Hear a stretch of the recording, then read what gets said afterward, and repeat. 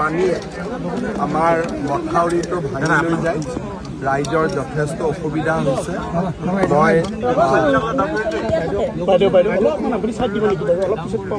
মই মথাউৰিটো চাব আহিছিলোঁ আমাৰ মন্ত্ৰী অশোক সিংহাল নীলিমা দেৱী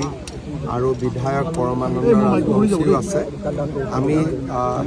ৱাটাৰ ৰিচোৰ্চ ডিপাৰ্টমেণ্টে যিখিনি কাম কৰি আছে তাকো চালোঁ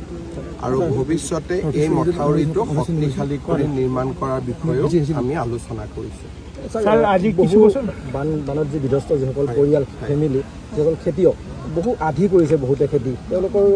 যিমানখিনি পাৰোঁ চৰকাৰী নিয়ম নীতিও আছে আৰু যিমান আমি এক্সট্ৰাকৈ পাৰোঁ আমি যিমান পাৰোঁ ক্ষতিগ্ৰস্ত পৰিয়ালক সহায় কৰিম